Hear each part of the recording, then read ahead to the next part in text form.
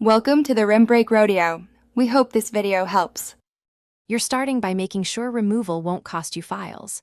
Back up Mac OS and any Windows folders now. Time Machine plus a manual copy of important files is safest. Once done, plug in power and connect internet for any firmware prompts. Restart the MacBook Air and hold the Option key to verify the Mac OS startup disk is available.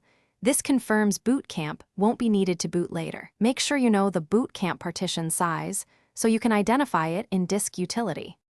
Now you'll remove the Boot Camp partition and reclaim that space for Mac OS. Open Disk Utility, choose View Right arrow Show All Devices so you see the physical disk and partitions. This prevents deleting the wrong volume. Select the Windows partition labeled MSDOS, exFAT, or NTFS. Click Erase if you want to zero it, and then delete volume or use partition to remove it. Once deleted, expand your Mac OS apps container to use the freed space.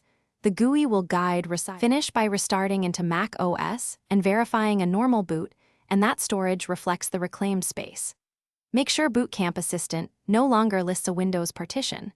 Remove any leftover drivers from /library if needed. If the system won't boot or you see an empty space, reboot into recovery mode and run Disk Utility First Aid to repair the disk, or restore from your Time Machine backup. If Finder shows unexpected files, check users and shared folders. These steps resolve the most common problems.